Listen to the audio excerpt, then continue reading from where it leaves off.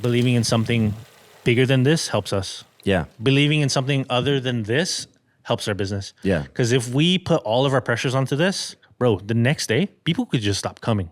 People could just stop coming to your restaurant. No, I know. There's no incentive for them to come here. 100%. And it's like, that's crazy to me. It's crazy. And then if I have no basis on that and that's all I believe in, it's like, this will freaking kill me. And then I gotta grind, I gotta work the 7 days a week, 16 hours. That shit doesn't matter though. The grind doesn't translate to them coming through the door. They can love the story, the hospitality and the product, but they don't come here because we're grinding so much or we're working ourselves to death, That spiritual side has helped my dough, has helped our relationship, the flow of the shop, and honestly, just a lighter head. The following podcast is a Pie to Pie production. Every slice tells a story. Flat iron pepper. When you pop these peppers, you are gonna know. You can smell it, you can feel it, you can taste it. They are liberating pizzerias from low quality pepper flakes. Stop finishing your pizza with crap. Head to flatironpepper.com and join the pepper flake revolution. This episode is brought to you by Maestro Sausage, the only sausage we use at Hot Tongue. They produce sausages specifically with pizzerias in mind, and you can tell. So if your sausage isn't hitting all the right notes, let Maestro lead the way. So wait, you grew up in Guam? Mm-hmm. Born and raised. And where's Guam? In the Pacific. I mean, Marianas Islands. Aren't we in the Pacific? That's the real Pacific Northwest, baby. The Marianas Island, the Marianas Trench, right above it. Okay. We're called the Marianas Islands. I'm not going to be that guy who's like, oh, yeah, for sure. I'm going to just Trench. tell everyone and let them know that I'm geographically. After Hawaii, it's just all blur. Yeah. Okay. Whoa, it's Guam's by Hawaii? No, like on the globe, like where Hawaii's at. Okay, I know I'm where saying that is. After that, you don't really know where anything's at. Isn't it Japan? So yeah, it's a strategic military base. It's like a 4-hour flight to Japan, Korea, and like China. You can go to Australia, maybe like 6 hours. It's like From Guam? Yeah, it's there. So that whole Asia side is like that, and then Guam's like right there. So how the hell did you fucking wind up in Livermore, California? I don't know, man. We kind of just threw a dot on a map, and we're like, let's just go there, open a pizza shop. That was it? Yeah. You lived your whole life in Guam? My uncle's in Brentwood, up here, not the LA Brentwood. Oh, there's a Brentwood here? Yeah, the budget Brentwood. Is it as nice? No. It's nice, but not like that, Okay. Brentwood. Less drama there, but we moved there with my uncle. And then we wanted to move to the city because, we're from Guam, so we wanted to go to the city is the most appealing thing. And then I was working there, and then I realized we shouldn't live here. It's not the best. Brentwood? Yeah. No, in San Jose. Okay. We wanted to work our way towards the big city, Okay. but we kind of like small town. This is in 2020. This was in 2020. And then my wife worked at the outlets here. Good time to move. Yeah, the end of 2020, Yeah. or November. Yeah. Yeah, everyone thought, Moving and shaking. yep. It's like, take off your mask, you're going to die. Yeah. Yeah. Mask off. Yeah, mask off and you're dead. Yeah. Fuck it, mask off. And were you doing pizza? Like, what the hell? I did pizza in 2015 at my cousin's spot. He wanted to do like a Joe style back home on Guam. We don't have much artisan pizza or handmade pizza shops. It's all fast food. Okay. Like straight fast food. Anywhere in the islands is a lot of fast food. So So you guys stretching out there? You fucking using the Caputo out there? What are you no, doing? just shit. That's the thing too. Is Sourcing you get ingredients? what you can get out there. Yeah. So it'd be Ultrums. It would be Dave. it would be whatever flour you can get really. Bleached and bromated or what's up? Whatever distributor has. Dude. Yeah, okay. We would get super nice tomatoes, and it's like, hey, we want these tomatoes, and then the next thing we're getting Hunts, and it's like, fuck, we're making Hunts tomato sauce. It sucks. Ketchup. Yeah, Hey, this week it's gonna be ketchup. it's bad out there. Yeah, So is that kind of where you cut your teeth? Making pizzas for the first time? yeah. I had kitchen experience. My cousin kind of knew how to make dough, so we kind of combined. And then he never really had a restaurant before, so Yeah. we kind of combined forces. And then I helped him run that. And then fast forward to 2018, and then I went to work at a Italian restaurant, and I did Neapolitan pizza. Yeah. But it's not like It's Guam. I would call it Guam Neapolitan. So That sounds tight. it's electric oven that they would not let me raise above 500. Okay. Yeah, it was bad. Guam Neapolitan. Yeah. Yeah, that sounds Just think of your most like ghetto version of something that's like island style. island style. Yeah. I feel like the branding on that's great though. Yeah. This is Guam Neapolitan. works, yeah. That'd be the hottest new shit in LA, dude. Yo, have Spam- you had the Guam Neapolitan? The oven, they cook at 430 degrees. Spam and That's teriyaki unheard sauce. of. Spam, they're using Hunts. This shit is next level. Best pizza, Guam style. Yeah. Spam teriyaki sauce and furikake. That sounds fire. That sounds fire. Well, you know, all roads somehow leads to Home. Livermore, Okay. California. Yeah. Now home. Now home to you. We were talking off camera about like this being an Italian restaurant. Like how did you decide that you guys wanted to take the plunge and open up your own business after moving here, or was that always the plan? Well, me and my wife knew we always wanted to open our own thing. We just weren't sure what it was, right? And then, yeah, people keep asking us like, "Oh, where did you pop up before?" We're like, "Dude, we didn't do any pop ups." Like, "Oh, were you anywhere?" We're like, "No." Like the last piece I made was like in 2018. And then, the reason for that was I got a uni. Obviously, I got a uni for my birthday. It's like the typical way to start. And then I kind of sold that, graduated to 2 Ghazni domes. It's called graduating for sure. That's a big gap. And then I'm like, we're gonna do a truck maybe. This is budget. And I'm R&Ding the pizza, and I'm like, dude, it takes me to get a crispy pizza. It takes me like with making it in bake time and finishing, it takes me 10 minutes. Yeah. And then the turnaround is really long because I was just had the dough on the stone for so long, so the stone's just basically dead after. Yeah. So I'm like, making crispy pizza on this is really difficult, and I'm not gonna do Neapolitan. Yeah. And then I'm like, no one's gonna wait for like 15 minutes for one pizza to pop up. It's like no one does that. Yeah. So we were like weighing our choices, and then we're also looking for brick and mortars because I'm like, we really wanted some form of a crispy pizza, not Neapolitan.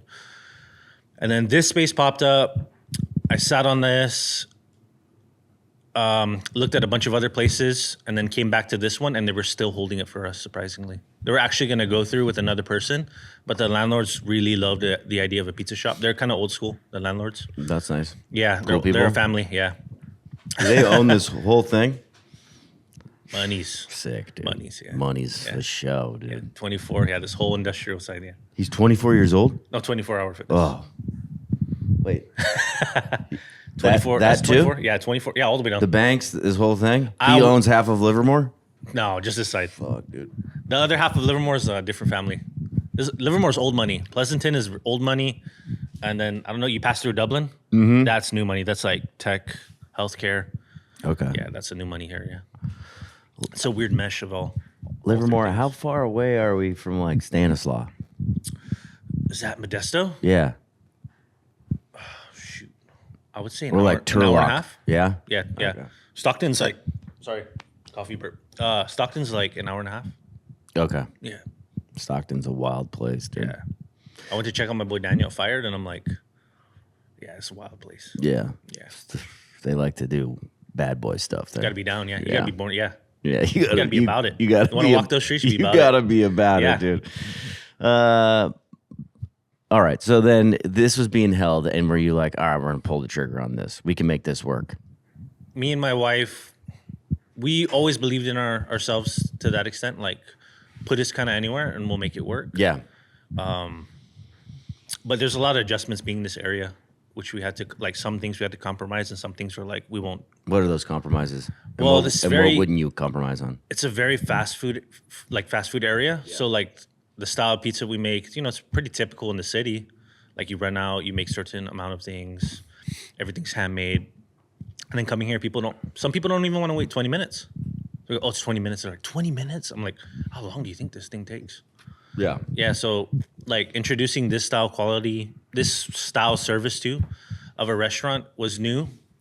But now it's starting to pop up more because everyone from the city, which is kind of accustomed to that style of food, they're all moving here now. So it's kind of setting the bar higher. Yeah. And people are more accustomed to it, which is nice for us. Yeah. Less But- education. Yeah.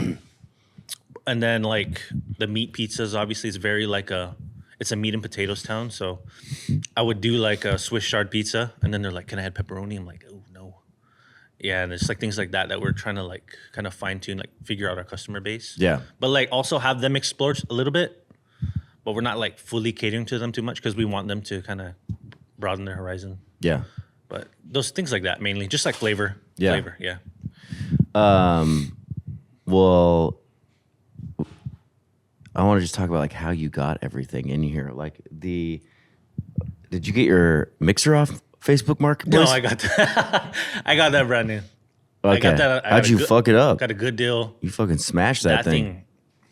That thing I fucked. No, actually just moving it around, dude. Really? Because when I push it, the top is flimsy. Yeah, it's all only held by, like, 2 plastic. bolts. Yeah. So when I push it, flexes. Yeah. So that thing has been in every part of the shop except the front. So the whole back, it's been everywhere. Did you get it from Pizza Goods? Yes. Yeah. I got a sweet deal on that. Oh, I bet you did. Super good. Pasquale? No, the Italian chick. The Okay. blonde one. Did you get it? How'd you get the deal, dude? Why don't you was the let Expo. the people know? You did it. You did an That was Expo at deal. Expo, Yeah. I actually bought that because I was like, dude, it's like 40, 30% off. So yeah, we'll get this. Was it a floor model? Yeah, Yeah. it's good. And what? You throw it in the fucking truck? How'd No, you they move that got it thing? shipped. Yeah. They shipped it Yeah, to they you? shipped it. Man, I gotta start being smarter about that. I forget so It much. was at the end. It's the third day. Yes, but so much is going on. You forget that like if you're there on Thursday, like a lot of them are like they're trying to get rid of shit. Yeah, Idriff was telling me like this year he was kicking back, and then everyone was like he got like bags of Petra because they're just like overstocked. And they're Oh, like, yeah. take it. Well, like they like just Fucking leave. Somebody told me like they just leave shit on the floor. Like you can literally clean up. It was like Justin who was working at UConn at the time. He's like, dude, you lose. You like they'll just give you free product because they're not taking it home. Well, that makes sense because I mean I feel like they'd rather be over than under, so they're just gonna have a bunch of shit. Yeah, of course. I wish they would just leave Does mixers. Ezzo give out shit? Yeah, what? Does Ezzo give out shit? Probably. Yeah. Way. Oh damn. He's not taking the fucking like a ton of pepperoni back. Grande too? Maybe not Grande. I don't want to speak for these companies because I have no idea. But was yeah, just dude, curious. Grande too. Everyone stay till Thursday. Low-key, Thursday was this year was the first time I ever even went to a Thursday at Expo. I was always just like Tuesday, Wednesday, I'm Yeah. going home Thursday morning. And it was actually like the chillest day. There wasn't as many people on the floor. Everyone's kind of ready to leave. Yeah. But I could like sit and talk to somebody. I was able to talk to like some equipment people. It was like way more chill. I definitely will stay Thursday next year too. Dude, this year was crazy. Like this year was crazy. We went to the 39th and that shit looked like the pizza industry was dying. Like not even half of the place was booked. Did you go to the 39th one? I don't know. Was that 2021 when people were still 2022. wearing masks? No, it might have been 23. Yeah, I did. I went to 23. Was that the 40th? I think that was 40th. Okay, so the one before that. Yeah, I think that was like still kind of like low key COVID shit. Yeah, it looked like the industry was dying. And then they had the 40th one. Yeah. Then they brought like freaking Franco Pepe and Frank Pepe was there. And then that was busy. And then this year was wild, dude. Yeah. This year was wild. Well, the dude, full thing was booked. 2019. The first one I went to in 2017, the expo was twice as big. It was like fucking football fields. No way. It was like it 2019 just went down. It was 2017. I just remember like it just didn't stop. I know that like it was in the different expo hall. Was there like a sea of people too? It was busy? Yeah. Really? But they brought back the open bar this year. Or they brought back a bar. One year I went, there was just a fucking bar in the middle and like you could just get free drinks. It was bad. I think there was a reason why that never came back. But there was a bar this year that you could like actually purchase drinks on the floor. Damn. I don't know if you're a drinker, but Yeah. it gets a little wild.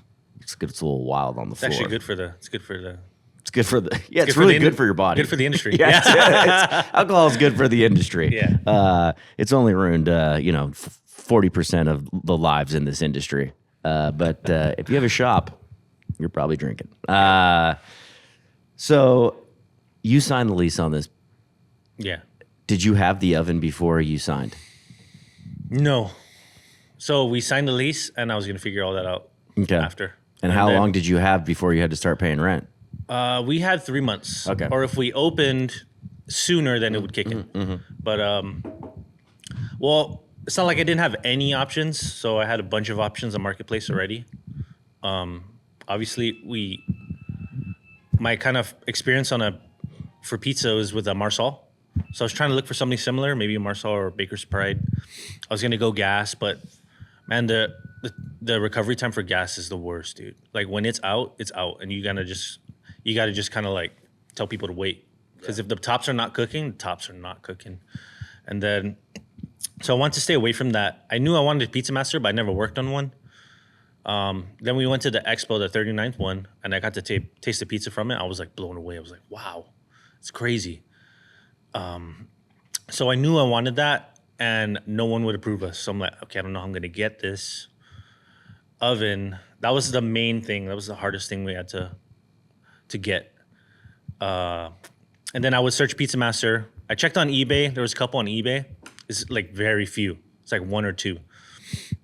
Almost nowhere on Marketplace. When was this? This was 2022. Okay, I was looking, yeah. Like I was looking like every day for like 6-7 months. Every day I would scour. There's just like, because I was looking for used Pizza Masters too. I don't think at that time there's more now. There's more but now, yeah. But there was no such thing as a yeah. fucking a resale on a Pizza Master. So Craigslist, it was only there for like a week because I had it open in my browser. I screenshot the number, and then I went back to check on it, and it was gone. I was like, oh shit! But I remembered I screenshotted the number. So I called him up, and he was like, yeah, if you want to come and check it out, it's down in Glendale. I'm like, it's LA, so I don't know. It's Craigslist too, and I'm like, I don't know, is this a scam, dude? It's fucking scam, dude. Sketch, bro. Scamming. So I went down there, and it was in like some classic car lot, like a vintage car lot. So I was like, okay, they had like Bugs and Impalas. It was legit, like resto mods. Like Yeah, Chevelles. it I was like, legit, but it wasn't legit. But I'm like, is this a front? Yes, right? I'm like, was it 100%. Chop Shop? Yeah, so it's I'm like, 100%, dude. I was like, where's that? And he's This like, is it's on a gone. tarp. Why the fuck do you have a Pizza Master at a classic cars place? No, that's what. So Only it was in his boy Glendale. shop. Yeah, Only so in Glendale. some dude retired, wanted to open a pizzeria, bought a bunch of shit, and then it was too much, I think. Yeah. And then he kind of just sold the pizzeria. The guy that bought it didn't want the equipment, so he took everything out. So he had all of his stuff there. He had like Poland ovens, like a bunch of Lloyd pans. Damn, where is this? He's like, just give me an offer, dude. I got like hundreds of Lloyd pans. Just give me an offer, anything. I'm like, I don't do squares, man. You should have Glendale. just fucking. I should just bought You them. should have bought the I should've Lloyd pans resold and that shit. Yeah, I resold, dude. know. I was like, I don't want that. I don't Yeah. do squares, but dude, the oven, I was like, the biggest thing was I couldn't turn it on, which was like I wanted to test it. Of course. But no visible scratches, dude. Like brand new. Like I had it for only ran for 2 weeks. Yeah. Super new. Like not a stain anywhere. Like the stones were like white. So I'm like, it's okay. So that was the scariest thing. So we bought that, signed the lease in March, bought that in like April. And so the whole time I wasn't sure if it was gonna work until July it got powered on. And then I clicked it, it heated up, and I was like, okay, fuck, it works. So Damn. it's that anxiety for like 4 months. But you're running it not with the correct power. No, so that's a one phase. So I guess the phase doesn't matter if it's one and then the panel's 3. But if that was a 3-phase oven and the panel was 1 phase, that would have been a problem. But the voltage is 240 and my panel is only 208. So we're missing 32 volts. So how long does your Pizza Master take to heat up when you turn it on? 10, 20 minutes. No way. Mine takes 45. Yeah, well, that's like the 45 to an whole hour. thing. Like Yeah. the turbo, like fucking. Yeah. That's where it sucks all that power. Yeah. Like it gets the temperature, and then for the rest of the day, it's like not sucking too much energy, but like that first, like it's fucking at 620 degrees in 20 minutes. I think it draws 60 or 70 amps. And then Per day. once it sells, like running at 35. Yeah. But yeah, when I turn that on, I can't have the AC on, or else the AC gives out. If I pop the AC on and the oven on, then the AC just blows like warm air. It's crazy, and I can't mix at the same time. So I have like strategic like times of when I can do it. Like it's like intervals of things. Yeah. So I have to mix before we open or during our downtime, when I turn the oven off, that's when I mix. But yeah, What I like about this this part of the story is that I feel like sometimes you feel like you have to all the things have to match up, or like but really I think it's about making it work. it is. You know, like finding the oven, getting it in here. Maybe you don't have the right amount of power. You figure it out. Yeah. Then it's figuring out, okay, I can't run the AC.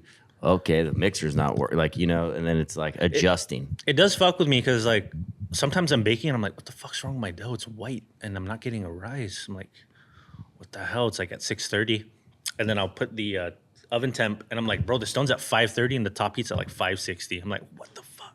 So I have to crank it to 660 for like 10 minutes and then drop it back down to 6:30, and that's good for like a couple batches of bakes. And then I get the spring. So it's really hard to decide. Unpredictable. Yeah, it's hard to tell whether it's my dough or whether it's the oven. Most of the time it's the oven. Yeah. It's not giving me the right oven spring, like the heat for the oven for the spring. Yeah. And then the oven's a headache, but it's just workaround. And If people can bake in a baker's pride, dude, countertop, Well, I can bake in that. You know what I'm saying? You're running that thing like a baker's pride. Yeah. I got a pizza master pride, dude. Like I got a baker's master. This is baked in a pizza master? Thought you were running a gas oven back there. It's a baker's master, dude. If your sausage needs aren't hitting all the right notes, then let Maestro lead the way. Maestro has been working closely with pizzerias for decades. They produce sausages designed specifically with pizzerias in mind. And you can tell, their Italian sausage crumbles look like they were handmade in your shop, and they will taste that way as well.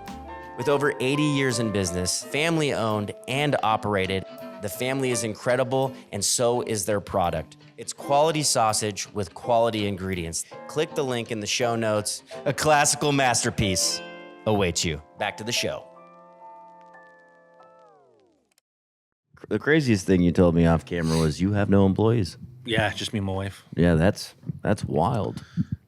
Like growing up on Guam, and then my wife's Filipino too. She's like, we're kind of used to like being put wherever we need to be put, and kind of hustling in that sense. So it definitely helps. But no employees right now, because you know you gotta think too. Like people keep coming in here and they're like, well, you gotta hire. Like, damn, is it that easy? Like you gotta hire, and then they're like, you gotta scale. Like, is it that easy? And then sometimes me and my wife feel that pressure, but then I remember we realize, dude, we're like a business starting from scratch. Yeah. Like starting from scratch.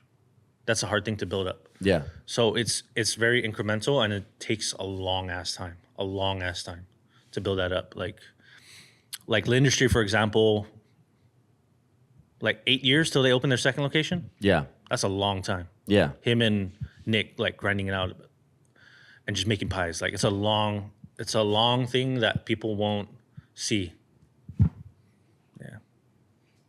Yeah.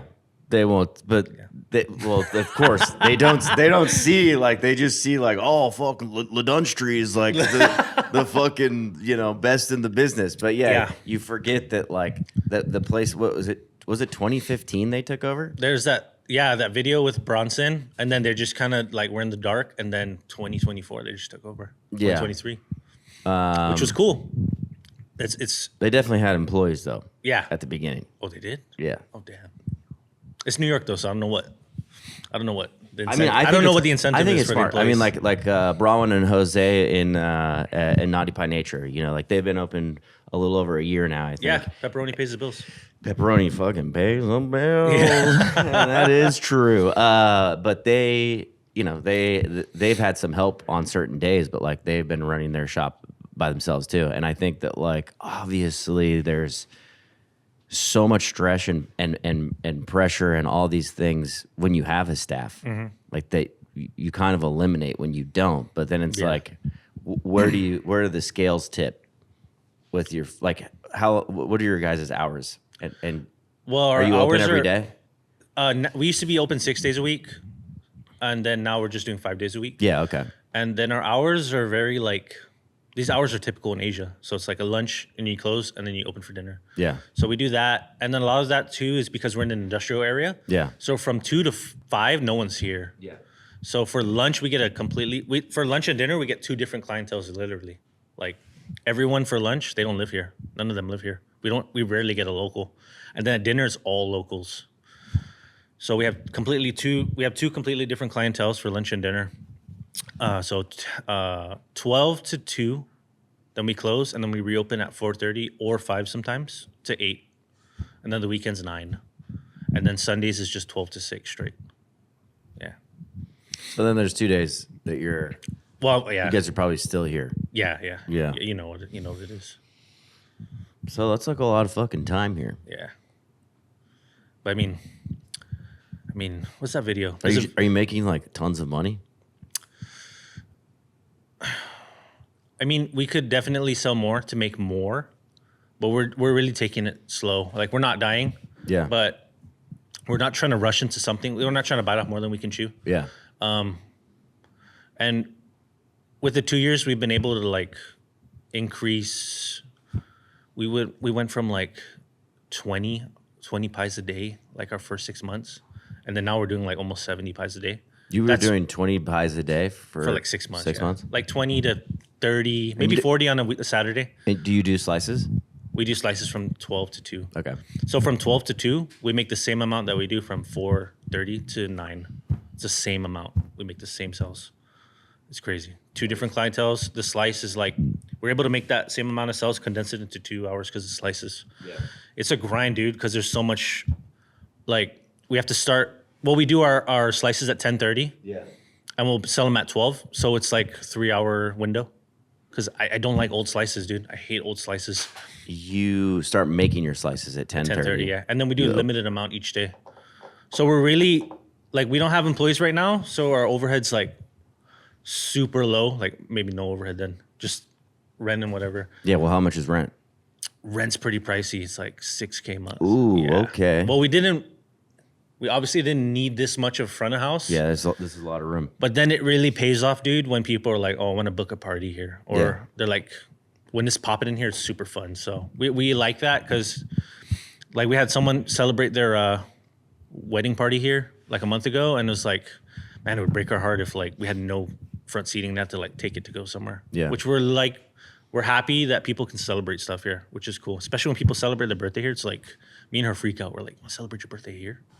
Yeah, that's always like kind of a cool feeling. When It is. Or like somebody wants to, like, we just catered a wedding reception, or not wedding reception, but like like an engagement party, and it's just like those kind of things kind of get passed on me sometimes. Like, I don't think about it very hard, but sometimes maybe I'm laying in bed and I'll think, that's pretty fucking sick. Like, It is. That's like somebody. I remember like everything about my wedding except the actual day. Yeah. Would your wife want pizza for your? No. That's why. Fuck no. That's why I'm like, I wouldn't shit, want people fucking wanted our pizza. pizza. Yeah, That's but amazing, it's like, dude. But you're part of somebody's life. You're part of somebody's memory, and those things do get lost on me. I'm so jaded in certain aspects of this business that I forget that, like, that is really something that's special that somebody is going to remember, that you get to be a part of. That's really, Well, I mean, the most special thing too for us was, like, we were sitting in bed one night and we're like, dude, we're gonna be like a bunch of kids' like childhood pizza shop.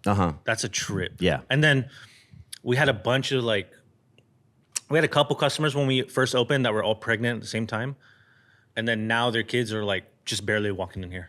It's a freaking trip, dude. Yeah. Like, when it's crazy. Like, we can't comprehend the time that has passed already. We just don't understand it. And then it's like, that was from 0 to 2 years, and then 2 to 6. And then when you're 10 years in, it's like, where the hell did all that go, dude? Yeah. And that's why we're trying to take it slow, because we're going to get to 10 years eventually. Yeah. It doesn't matter. It's like, are we trying to scale and, like, take everything out of ourselves to have everything we want in here by 5 years? Are we going to, like, it kind of takes a piece of you, when you're kind of putting your energy in all these places, and it's like, oh, I want the whole thing. I want a bar. I want a 944 11 series Pizza Master, hotline, this and that. Like, if we had the funds for it, that would be great. But, like, starting from the beginning, starting from 0, and then trying to, like, build up to that, it takes time, and we're not trying to rush, because if we rush, we're going to lose a piece of ourselves, and it gets crazy, Yeah. Like, even on a Saturday night, we're like, it's pretty heated back there. Like, it's hot, like me and my wife. And then at the end of the night, we're like, laughing and joking. So it's like, sorry, it was just a rush. Yeah, well, dude, that's Sorry, all right, it wasn't well, me. It was just a rush. You know, we yeah. just talked to Psychic Pie about like how they do it. Yeah. It's like because and they're there a lot too. Like they have a very small staff, but like you guys don't have a staff. Yeah. You're here with each other. Then you go home. Like how do you do it? What's the secret, dude? Well, you know what? When I worked here and when my wife worked here, Yeah. I was a manager at a place in Valley Fair, and then she managed one of the outlet stores. And bro, staffing was a piece of shit. Like staffing was hard. Finding reliable staff, finding good staff. And then it's like people want to do less work for more pay. So I'd get like 18-year-old kids in college and like, I used to be a manager at this place. I'm like, what did they pay you? $16. I'm like, you were not a manager. And they shouldn't have gave you the title of manager, because now you feel this kind of sense of like, I was a manager for $16. Yeah. And now I want to be a manager at your shop. And I'm like, a manager at my shop means something different. Yeah. Like, so that's another part of why we haven't had employees yet. Two is like we're trying to establish. So the way we work is very Guam, I would say, very island style, and I feel like we're not, maybe the demographic here is not ready for how we work. It's like it's a little different. It's very tourism based. Like on Guam, we cater to a lot of Japanese and Korean. So like it's a different way we approach our hospitality. There's like a way we have to approach our customer service, which is culture based. Which we do here. Like we really throw our culture here, ourselves in it. Going to that topic, it's like we're trying to, being a business from the ground up, like we created our logo, our branding, our theme. So then it's also creating the work culture here. Like Starbucks has a work culture. Chipotle has a work culture. And then it's like we are trying to establish a culture here for the future employees to come in and kind of feed off of that, because we don't want to be all over the place. So establishing the work culture, and then at the same time, we're not trying to rush, because when I said these things take time, it's like the business builds its character through that. Yeah. So we're trying to really let the time take its course. Well, are you able, like, as a couple to like have time? Yeah. Like We make time. Do you know, because we talked, I talk about boundaries, or like when you guys stop talking about work, if you ever stop talking about work, is it like, do you have a life outside of this, or is this life? No, we have a life outside, and then we try not to talk about work, except when it's a good thing. So we're like, let the juices flow then, because like good shit will come out of it. But yeah, we have a life out of work. That's why we close 2 days. Because honestly, if we didn't think about that, if we tried not to have a balance, we would probably open 7 days a week. So Just fucking kill yourself. just send it. Yeah. Yeah. Just send it. Think about it later, right? Yeah. But think about it later when it's a shitstorm. Sort through the rubble. But yeah, the working with her, going home, coming here, I wouldn't say it's like I got to be different people, but we got to set like boundaries, or like not boundaries, sorry, balances. Like switching the dials. Like when I go home, try to be the husband. Yeah. And not like talk to her the way I talk to her sometimes here, because it's like sometimes here I'm like, oh, can you cut the green onions? Can you do this? Can you do that? And then at home it's like, oh, can you do this? Can you do that? And she's like, can you help me? I'm like, oh shit, okay, sorry. Yeah. Like taking it back down, being in a different space, have a different mindset. The balance has been a really long fine-tuning process. We're still fine-tuning it every day. And it doesn't get easier. You just learn to kind of work with it better. Yeah. That's been a big struggle, trying to just find that balance between here and home. Yeah. And then not just here and home, dynamic between us working together and being a husband and wife. It's like, it's a bunch of things. I do find it so interesting, because I just feel like, having been married for 7 or 8 years, I think that like to feed that relationship and keep it like, fresh and communication open, like people might disagree with me, but I always say everything is work. Like if you want to be a good husband, or if I want to be a good dad, like you don't just do those things. You have to actively try to engage or listen better or be present or like make time. And couples that work together, like I find it so wild, because I know just like, but also probably comforting, because like a lot of the times I feel like you're going through so much by yourself. Yeah. And you don't really have anyone that can truly understand exactly. You can talk to other business owners and that's always nice, but like most entrepreneurs, like they're going through this thing by themselves. Yeah. You know, like, but like to be able to lean on, you know, your partner in that way, but also creating that balance. Like it is interesting to me because like me and my wife, we worked at a pizzeria together and like it's all we talked about. And we didn't even own it. And like we didn't really do, like we butt heads a lot because she was like, I think we should do it this way. I think we should do it this way. And it just didn't work for us. But like, you know, I commend the couples out here doing this. Yeah. Well, back to that story is like when we both managed places, I would tell her, you know, I wish I had someone like you, because she's crazy, man. Like I'm still getting my shit together, but she's like, if she's 10 minutes late, she's like, I can't function. Like she has to be on time. Yeah. And she has to have all these things done. Where me, it's like, well, see, you know, let's go with the flow. Which is that's good. That's which is also a good balance because that's great. It's kind of straightened me up and it's had her like loosen up a little bit. So it's kind of a nice balance. But yeah, she's like, I'm like, if I had a worker like her, jeez, man, at my old store, yeah, kill it. And be like, I could have a worker like her. I could work. We could work together.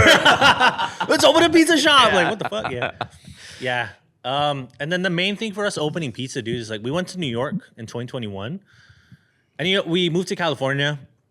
In Guam, it's a lot of generational business, a lot of family business, and then we moved here, and it's like, oh, there's a new chain store coming. You go to a coffee shop, it's a chain store.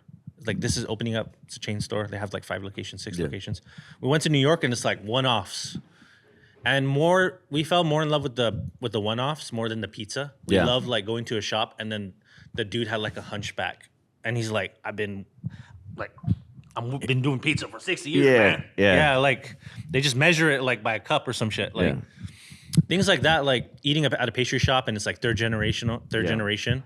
We love that. We fell in love more with that than the pizza itself. And we wanted to open like something for the community, something generational that maybe we could give to our kids. They don't have to be in here, but we can give this to our kids when we have kids, or even like for kids to come in here and be like, oh, like when now they're like 2, but like say 10 years from now when they're like looking back on their memories, like, oh yeah, it's my childhood pizza shop, like we talked earlier. Yeah, I used to go there when I was a kid. I used to run around the shop, like things like that. Yeah.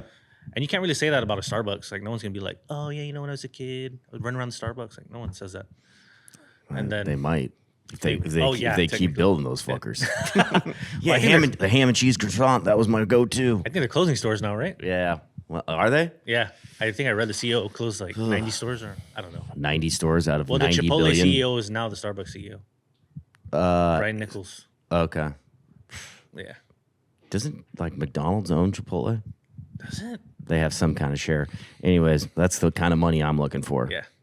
Own the land. Yeah. Own the land. Did you watch The Founder? Yes, I did. Freaking amazing. Roy Kroc, is that right? Yeah. Yeah, that guy was a legend, dude. Crazy. Yeah.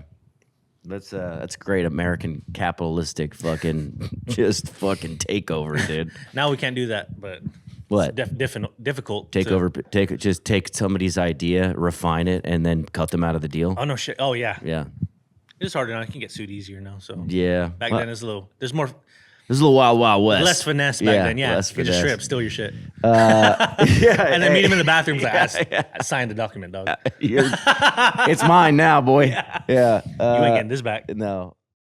Do you find it as crazy as I do that we put the best ingredients in our pizza, our dough, our cheese, toppings, fresh produce, and then we put pencil shavings on our tables called red chili flakes? What is a red chili flake? We found out about Flatiron premium pepper flakes from a customer who actually brought us some. We were putting it on every slice we ate. It was gold. We were like searching for it like addicts in the back, just like, ooh, where's the Flatiron? Where's the Flatiron? There is no going back. When you pop these peppers, you are gonna know. You can smell it, you can feel it, you can taste it. The 4-pepper blend, which is actually the blend we have on every table at Hot Tongue, definitely has a higher heat level, and I'm a heat guy, if you know what I'm saying. It has the arbol, the jalapeno, the ghost, and the habanero.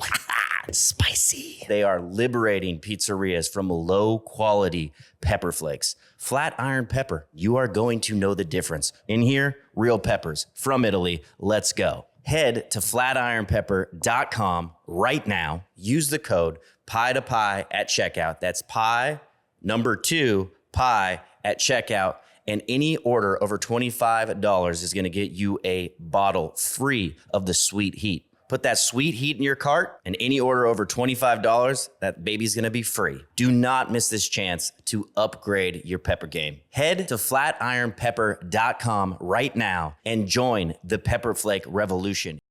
Yeah, let's talk about the pizza. Yeah. I saw you have a burrata pizza for $40. Does Yeah. anyone ever go, fuck, are you kidding me? Dude, no one's ever questioned our price on that. Really? Yeah. And you're And we give 8 ounces of burrata. So we give a lot of burrata on that pizza. all right. And then we double our pep. So we double the pep, and then we give 8-ounce burrata, and then the Zapp's hot honey is not cheap hot honey. That's No, it's like that's money. almost like That's money, honey. 30% more than Mike's. but You get what you pay for. well, we're not hot honey people, so I'd like try the slice. I'm like, I don't care for it, and everyone was using Mike's, and it's like Mike's tastes like pancake syrup to me, dude. I don't like it. Mm-hmm. And then I tried the Zabs. And I was like, this shit's so good. Mm-hmm. It's like Zabba dabba do. it needs more, like that good kind of, like when the heat's right, you're like, you can add more spice, you can add more Yeah. chili. It's just so good. It's just like that. People come and think it's like a really spicy honey. We're like, no, it's not that. It's more of a flavored honey. Yeah. Which is really good. Yeah. So The datil, dude. datil pepper, yeah. Fucking on the low end. Yeah, no one questions that. $30 for a cheese or for a cheese pie? Yeah, That's expensive. it is expensive. No one bats an eye. Of course, the Domino's and Mountain Mike's customers, they come in here. Well, you know what's surprising now is a cheese 14-inch at Domino's is $26. So is my price. Are you kidding me? No, dude. So is my price so far? Maybe $20 to $26. Yeah, 14-inch, the extra large. Someone was telling me. I don't know if they're exactly. All right, I'm going to. But you get- I'm going to fact check that. You get 6 toppings on that bitch. How much is that? If that is the case, I'm after this interview logging on to Toast and raising the prices. Well, of all my I know pizza. is their prices are encroaching our prices. Yeah, I know that's for a fact that Domino's, Pizza Hut, like it's very much in line with what I'm selling, and their shit is not. They ain't using central milling. It's either and fucking Domino's, Izzo. yeah. Domino's or Mountain Mike's, one of those two. Okay. Their prices are starting to encroach ours, which benefits us. So them raising their price helps us because now people are like more conscious where they spend their money because shit's just getting so expensive now. They just do such a good job of like the illusion of getting a deal. Yeah. You know what I mean? So like the prices might be the same, but then like the way that they market their deals or like buy one, get one free or half off or whatever, like you're still getting shit pizza for almost the same price. Well, order like 2 pizzas with a bunch of toppings and a cheesy bread at Domino's. You're like almost spending $100, and that can barely feed what my 3 pizzas can feed. Yeah. And for almost the same price. So, like value worth, especially when you feed a bunch of people, you get your money's worth here. Absolutely. Like, and then we don't cut corners. Like we use your favorite. Like we use Italian imported flour. So it's your favorite flour. I see it, dude. Are you? I see it, dude. I see it I over put it there here, so you man. can look, yeah. Oh, yes. Listen, if you're gonna use that flour, it better be on display, dude. No, You yeah, got the flour's red. not cheap, dude. You got the red, white, and blue. Okay. You got the Caputo Americana. And Okay. then on the other side of that, I don't know if you can see, I got a Petra. So sacrilege. I'm blending Caputo and Petra. Are you Petra guy because of La Dunstry? No, I just like their low protein flour. Yeah. I was using King Arthur, and I like the wheat berry that I get in that from the 0102. And then I saw it in the industry, but that's a really common flour from Petra Yeah. and distributors. So I was Yeah. like, okay, give me that. So I What's do- the blend? I mess with the percentage of both, but I do a pre-ferment, so I use Biga, and I use a lot of Biga. I'll show you the Biga later. Look at you, dude. Are you Italian? Actually, I am, yeah. Yeah. Like, so quick story on that. World War I, I think, on Guam. Yeah. I'm not sure. I might be fucking this up, but one of the wars. Don't worry, I didn't even know where Guam was. Yeah, I know. And then an Italian band traveled throughout the Pacific to play. Italian army band. Okay. And then one of the dudes ended up hooking up with the locals there and then had my family. So that one dude had your family. That's sick. started our line of family. That's so dope. my name is Joseph Romulo Pelicani, and then my Guam last name is Fernandez. So, but Pelicani is my one of my last names. Is My that middle name? Is that why you like to use the Caputa? Well, I can say it. I can say it. Yeah, you can. I like to tell people this is my grandma's recipe. Nona's.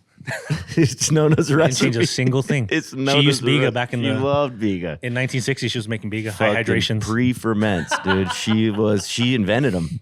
But, She invented pre-ferments.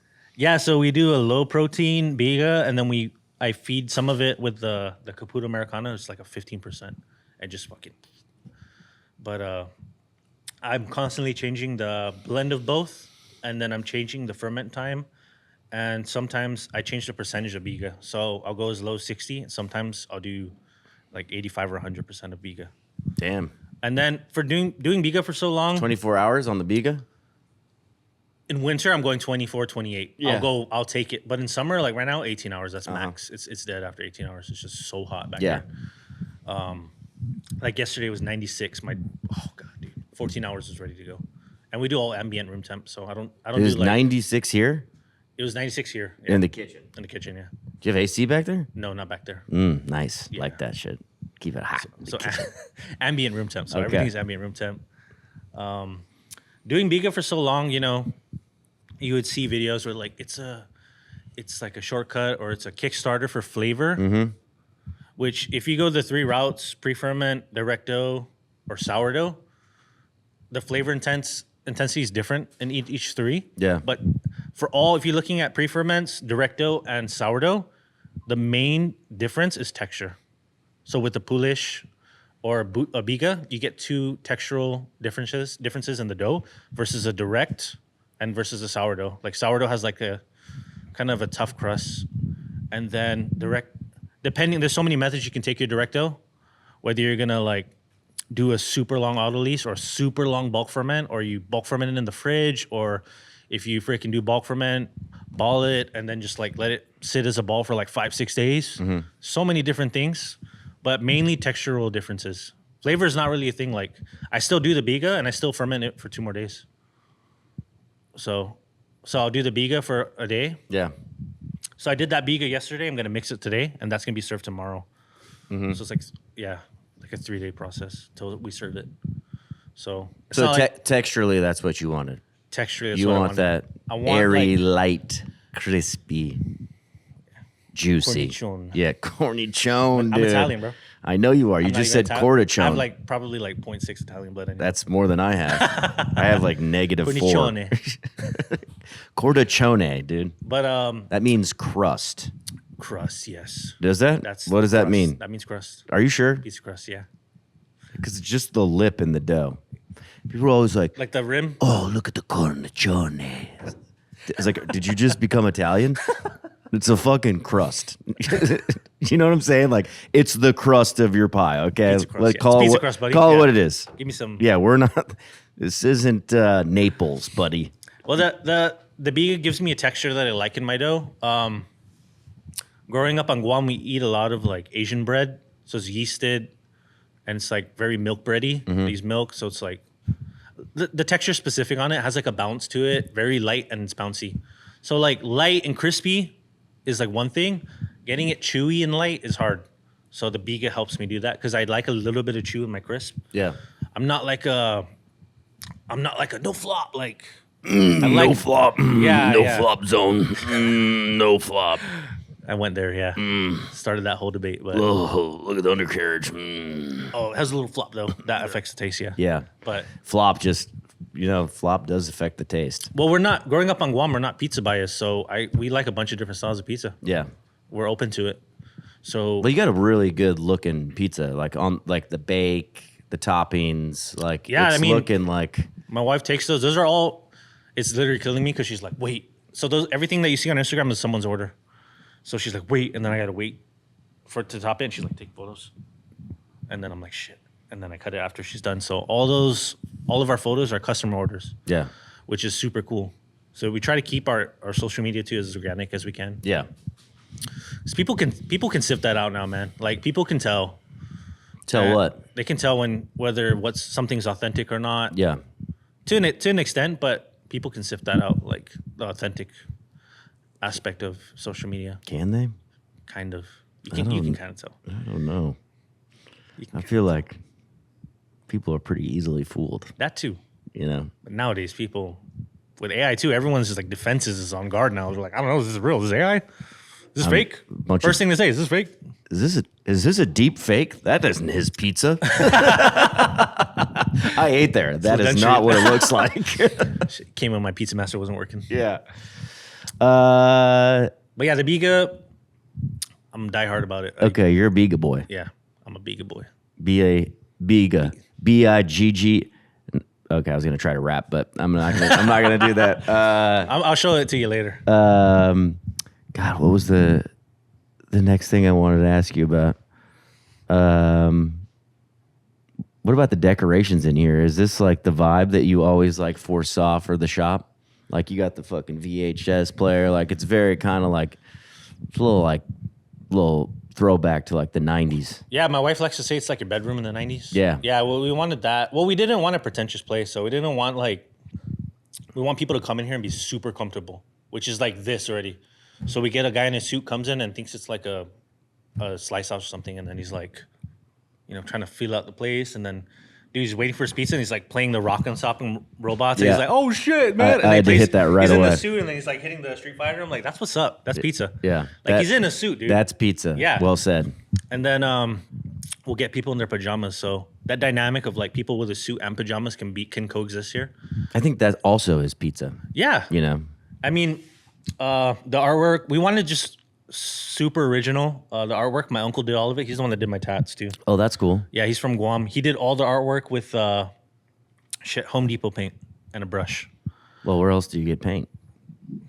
Well, I don't think artists do they get paint at Home Depot? I thought they go like art store, like Michael's or something. I think if you're an artist getting paint from the art store, like if you're not stealing your paint, are you even an artist? You know what I mean? Come on.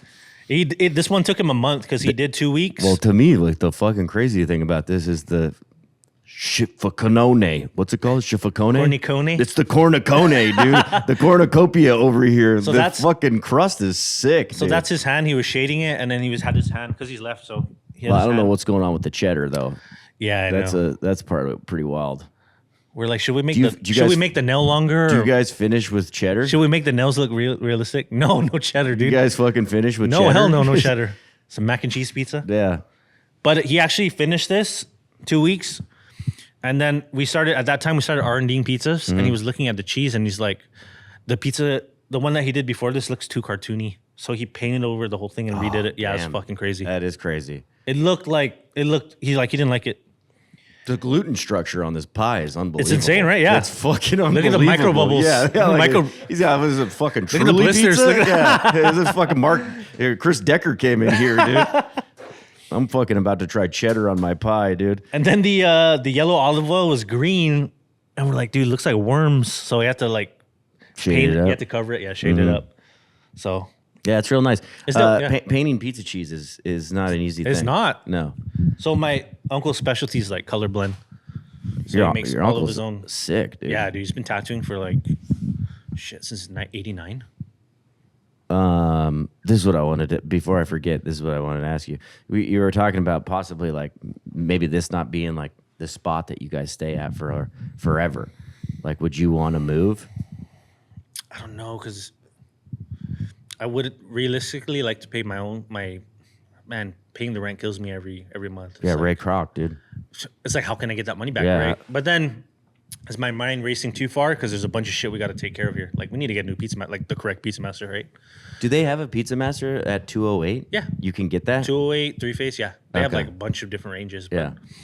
I mean, we got to like redo the kitchen first because, bro, we're like doing it with bare bones. Like, I barely have equipment back there. Like, I have that one rack of equipment things, and I probably use like 5% of the things on that. Yeah. Ideally, I would like to buy like an empty, like a lot, and just like put a fucking 2 trailers, like Jimmy rig the trailers, and have the doors open up, and then just make the trailers kind of like a pizza shop inside. I would love that, but realistically, we'll probably be here for a long time. And then the hard part too is like the roots have started to spread here, which it's hard to just like pick that up end and pick it out, rip it out of the ground and like plant it somewhere else sometimes. So there's a lot of things we're battling. Like, do we just stay here? Because we're becoming known here in this spot. Like this is our spot. And then you take us out of it. There's like a whole adjustment period. But I mean, shit, if the lease can get cheaper, then we'll stay here. But Do you like living in Livermore? we do like it. Yeah. Yeah. It's like being in the Bay, but it's kind of like Hallmark, like Old Town, like, hey, Nancy, hey, top of the morning. So it's like 'Cause Hallmark. you guys are close to the city. I mean, we're staying in Oakland. It was 30-minute 30 drive. minutes, yeah. It's like an hour, 45 minutes to San Jose, like 58 minutes to SF, and then you can probably be in Napa in like an hour and a half. Yeah. So it's like a really nice part. That's why the East Bay is it's called the East Bay. It's really popping up because it's, for the people that were born here, it's too expensive. So they move out towards Tracy and Lathrop, but all the people that are in the Bay, that's too expensive there, they come here because it's cheaper. It's just like a mass migration east. Everyone's And just if moving that continues east. to keep happening, Then this business continues. to thrive. And then everyone too, Livermore's like a very downtown oriented city. Yeah. So it's like, if you're not downtown, you're dead. Or like, if you're not downtown, you're not a business. Yeah. So everyone's like, are they downtown? Like, no, we're in like this is the edge, dude. Like from here and you go that way, it's like a different city. Yeah, It's just Dublin. Dublin. And then Pleasanton. Oh, piece of coffee burp. Pizza burp. Coffee burp. Coffee burp. But they're developing this whole side right now. When we moved here 2 years ago, it's all industrial, Costco. But right now they're building a crap ton of houses. And did you see this empty lot over here? Yeah. I think they're trying to develop this whole side. If they develop this whole side, then we become kind of center oriented. Yeah. And then we'll be the like nearest place for all these houses. Yeah. And they start building more shops here, then it's happening. It's gonna start to happen over here. Yeah. So we think we got in at a good time Yeah. for business to grow, and it gives us time to like kind of figure out like who we are as a business as well. Yeah. So we like it. We like it here. Realistically, we'll probably be here for a while. Yeah. Okay. Yeah. Like, it's really growing on us. And, the big thing too is like when people come here, they never have a problem with parking, dude. Downtown, Well, yeah, you can't even park This downtown. is a bountiful lot. Like, Yeah. you got parking spaces galore. You're probably not going to go downtown, but when you go downtown, there's like no parking spots. And so think about the loss of businesses there. And then one of the realtors for downtown is our customer. And there used to be like a Pachi's Pizza. Yeah. And she's like, you guys should take over the Pachi spot. And we're like, that's a pretty good idea. How much is that rent?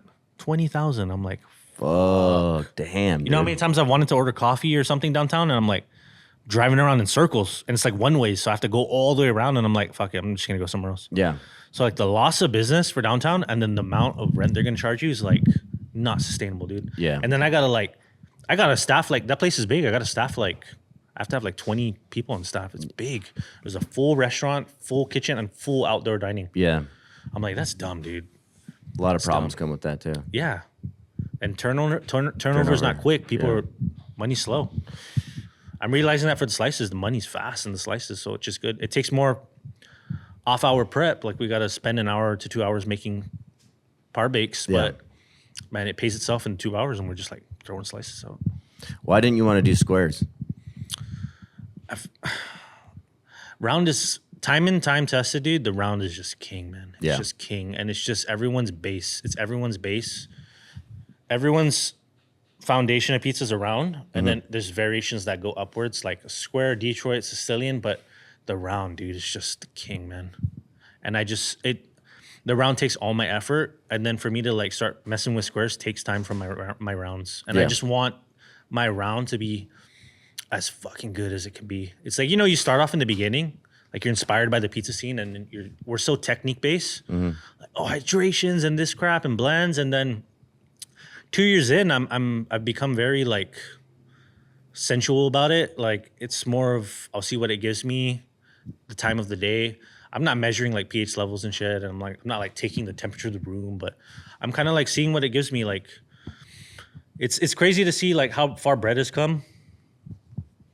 Like, I how know, old is bread? How old is bread, dude? I was going How to long say have they been making bread? it has a great story. I told her, I was like, if we were to go thousands back, of years. I told her, I said, if we go back like 3,000 years, we'd be the best fucking bread makers in the world. That's probably not true. In the world? Dude, I bet there was some fire ass bread coming out of those dope ass ovens in Egypt. Yeah, but they don't have the leaven like they do now, dude. Look at the sourdough culture now. It's crazy. You know. Yeah, dude, but like there's They ain't doing no that shit. microplastics and shit in that. Like it was probably some fire ass bread, dude. You know what I'm saying? Like they were like pink Himalayan fucking sacred Jesus rock salt, dude.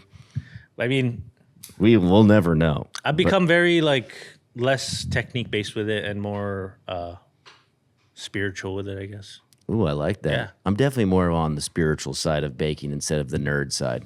It's crazy because it starts off like that, and then you put some time in, and then the journey really becomes spiritual, which is crazy. Well, I think that like knocking down the fundamentals of understanding like baker's percentages, some math, getting your process down, and then after that, I think once you really nail it, I think that's when like the Jesus bakes come in. Like when you are like like the Buddha bakes, whatever, dude. Like that's when like you just start feeling things. You can feel it with your hands. You can kind of sense something's wrong. You can make these adjustments that kind of like you go into a flow state. It's or maybe you call it a dough state.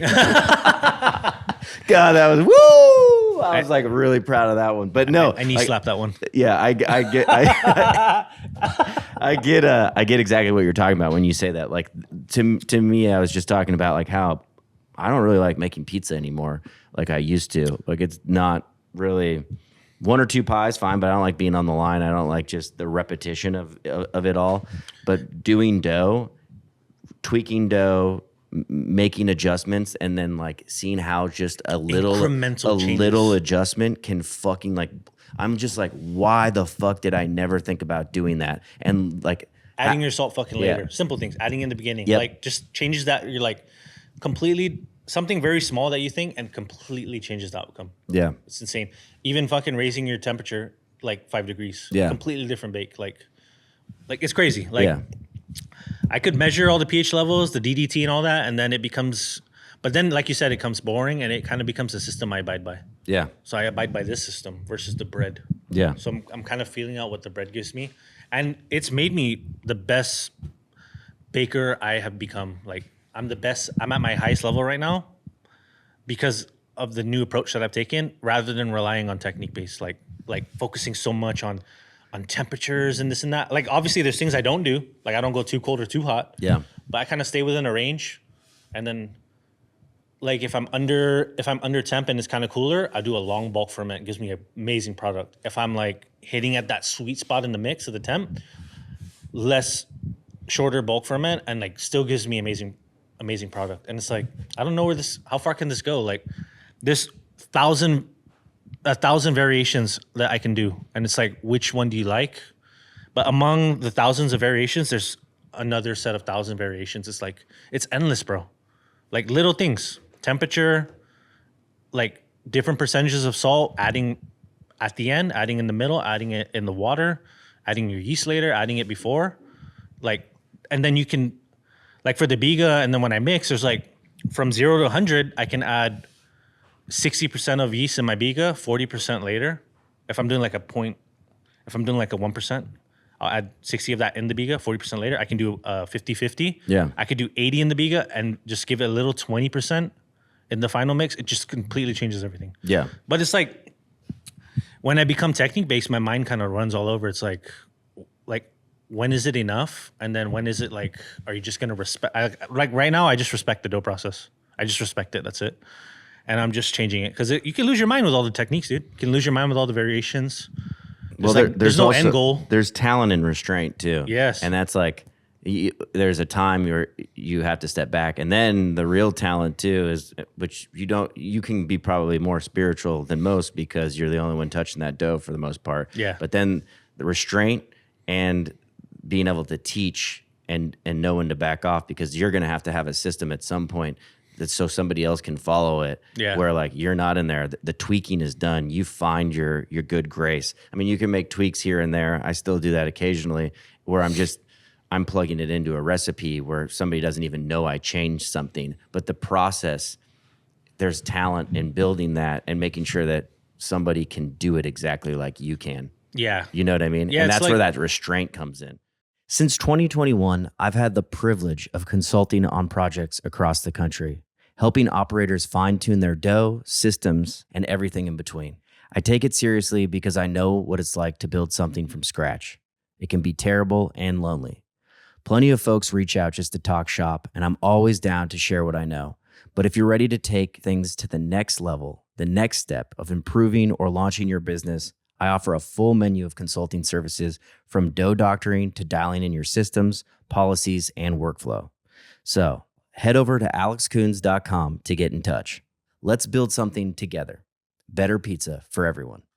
Even for some people, I want it difficult because when it's difficult, it builds technique in people, which Yeah. I want to do. Because if I have a system that anyone can do, if we're doing this thing for 10 years, and I take them out of this pizza shop and they go to another place, it's like, do they have the technique to survive? Do I have the technique to survive? So Yeah. I take I worked in a sushi place and it's very technique oriented and they take a long time to do simple shit because your technique just really grows and it really builds a strong foundation Yeah. that I'm able to take to another restaurant and then eventually open my own restaurant, which is crazy because everything I've done in my previous jobs, I've been able to apply here, which is actually insane. Yeah. I can't fathom all the shit I went through, and then it really pays off here. Yeah. It really pays off here. Every lesson, every hardship really helps me here. Every single thing, dude. And I'm super thankful for it Yeah. because it really has my back right now. Yeah. It's the only thing that has my back. Because if I didn't have that basis, then this is probably the worst shit I've ever done. Yeah. Which, most people was this fucking sucks. Which, But to some extent, sometimes it does. That's more of a personality trait, or a certain type of person that learns from those situations. Yeah. Because even when you were in those jobs, it was probably you're taking that technique. You're thinking about oh, this is cool or whatever. Yeah. Where somebody, it's an attitude thing where it's this fucking sucks. Yeah. Blah blah blah. They already thought that at that last job. You're going into this already having suffered and maybe enjoyed learning the craft of sushi or whatever else you've done, and then you've been able to apply that here. Yeah. So you've had those opportunities, but you're also a certain type of person. This benefits me. Yes. This won't benefit anyone else, but I'd like to maybe provide this benefit to someone in the future that wants to grind it out here. No, of course. Yeah. But the problem is what I'm talking about is you're gonna have to find that person. Yeah, That person which- that wants to learn, that wants to struggle, that wants to learn the process, Yeah. that is going to take the valuable lessons that they learn here to the next spot. That's what I'm kind of saying is that it's a certain personality type. You know what I mean? I'm happy. I'm happy that's me. 'Cause Yeah, I'm happy it's you too.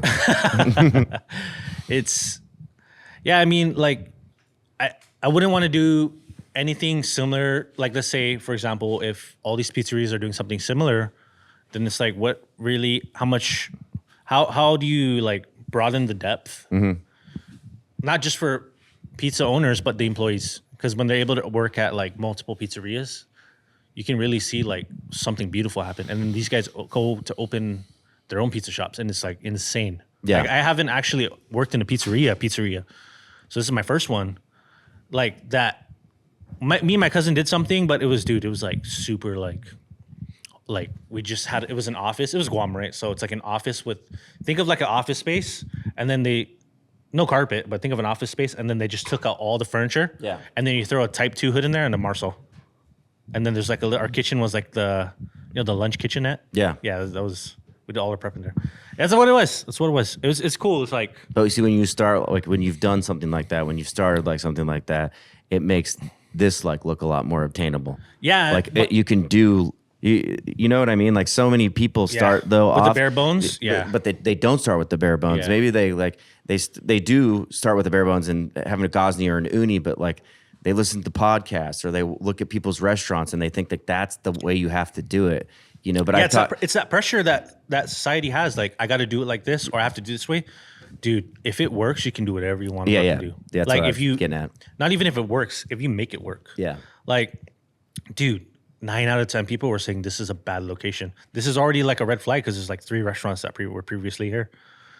And Shit, it's working for us. Got to believe in yourself. Gotta believe in Back yourself. yourself. And believe in the time, really. Yeah. Because the time will, like, the first 6 months was hard, bro. We did a square loan. Oh, fuck. It's killed us. Those and we're are like, brutal, dude. yeah, and we were barely making sales. I'm like, and then we had the lease for the prep fridge and the lease for the oven, the mixer. And then the rent was kicking in. I was like, this is fucking brutal, dude. But we made it. We made it out of that. And now we're kind of chilling. Just to speak on that real quick, like that's also stuff that like, this is like the kind of the conversations that it needs to be talked about where like you might be going so far in the red, or your bank account is going to have zero in it, or you're going to be worried about being able to make those final payments like that. Those are the leaps and bounds that like it does take. Like you have to jump off that cliff. There's going to be those sacrifices, and like it's normal. I'm just, for anyone listening, like it's normal to feel, especially in those first 6 months to a year, like if you are not operating, it is easy to die in that first year. It's not because like that's how the industry is built, but it's just like you can make so many mistakes, and it's so much fucking work to get your head out of the water, you know? Yeah, and you know what's crazy is like going through it and hearing someone else's story that's been there is different, because on Guam, we already know a lot of people that, I tried restaurant and it didn't work out. And then they say it so nonchalant. And then when your restaurant's kind of not working one week, you're like, fuck, it's like, what the hell? But, you know, when you see that all these people are still kicking, still finding a way, that's the grind, man. And it's like the same thing applies. But it's hard to feel sometimes that it's like, it feels like it's the end. Like when it's just not working. But there's a difference between when everything kind of caves in. Well, yeah, but when you start saying like it's the end, or like I think that you can just, it can feel so impossible when you're in it that giving up feels easier. Like this isn't going to work. And I think that when those intrusive thoughts come in, that's kind of when failure starts to set in, because you start telling yourself, I'm doing something wrong. I shouldn't have done this, blah, blah. And none of that is helpful to you at all. All the shit that you try to push back in your head or keep you away, have to. That's when it wants to encroach. Yeah. When the sales are slow here one day, and it's like all the shit that you try to avoid thinking of, it just kicks in. It's just like the dam, the flood opens, and I don't know why it works like that. It just works like that. I mean, I think we're wired that way. Yeah. I just feel like that's why there is so many restaurant closures, because it's easier to let that in, let that eat you alive, and then give up.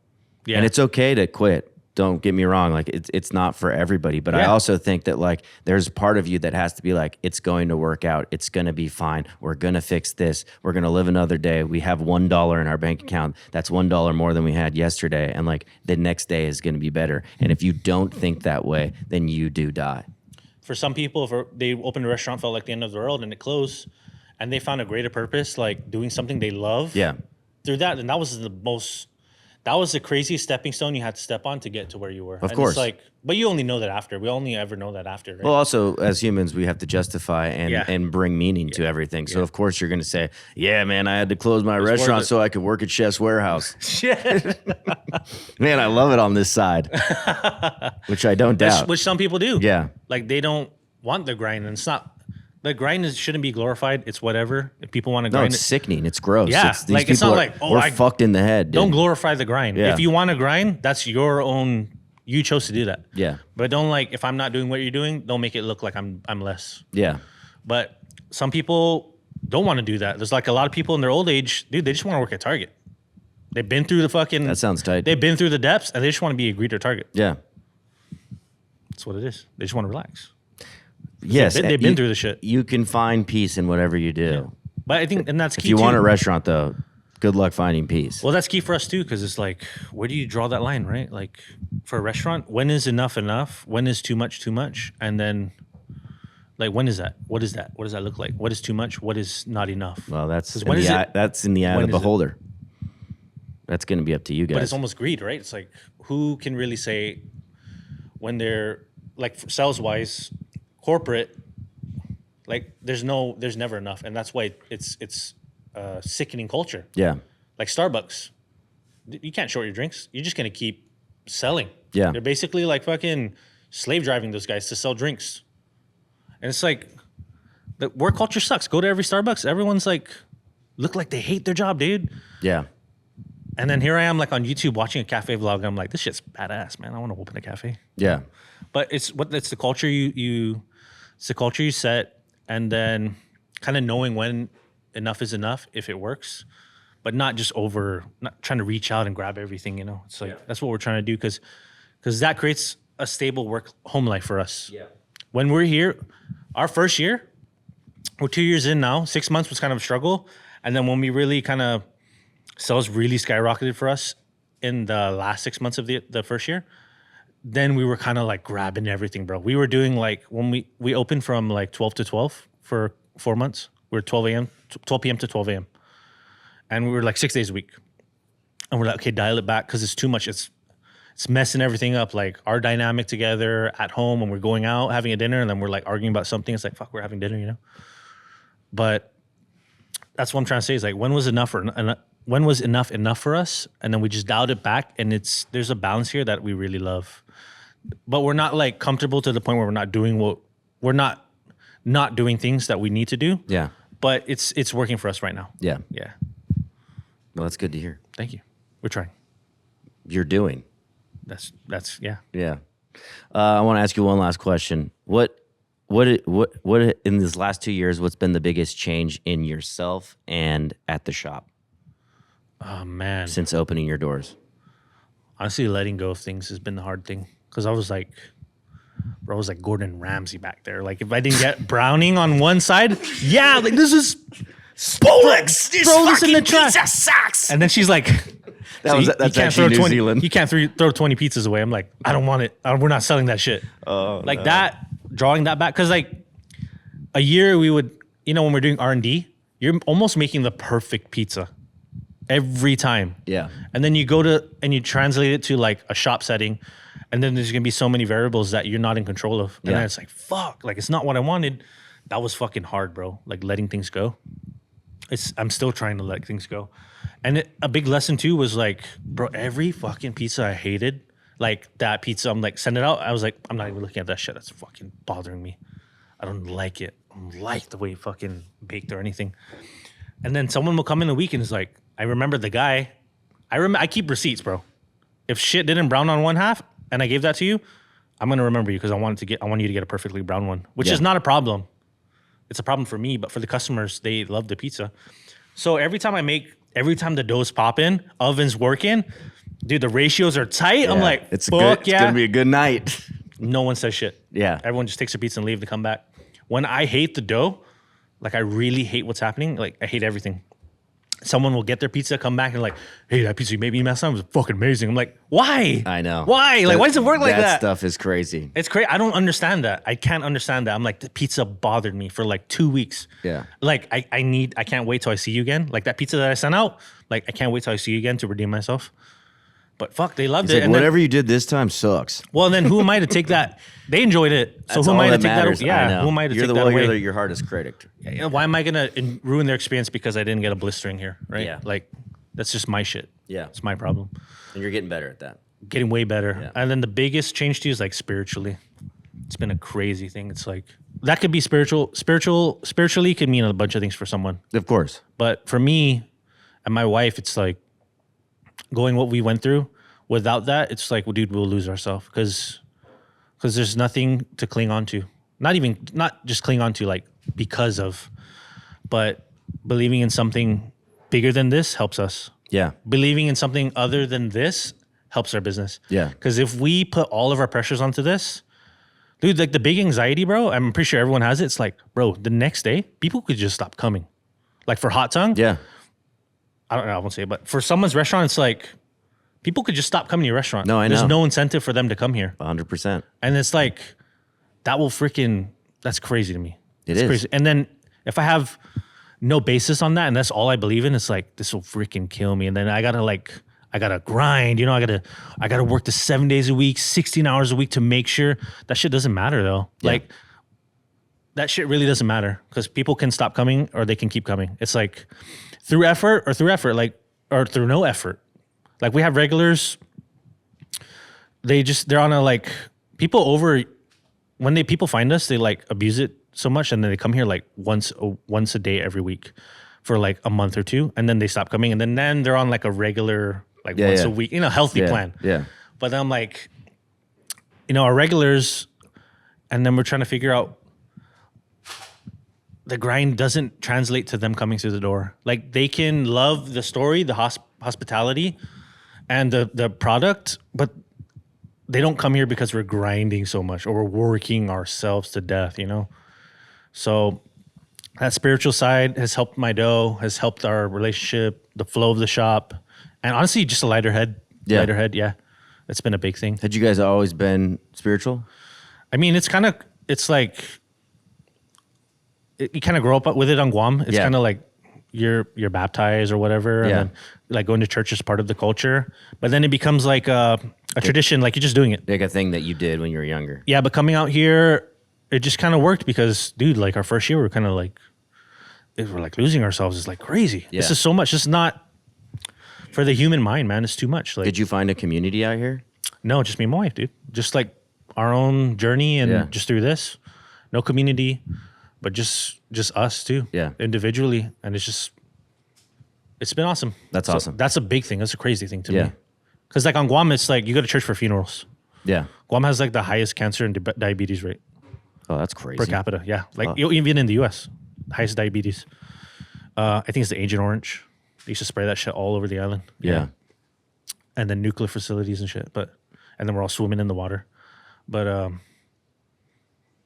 yeah, we went to church a lot for funerals, a lot of funerals. And then coming to it now with a good heart, it's nice. Yeah. It's really nice.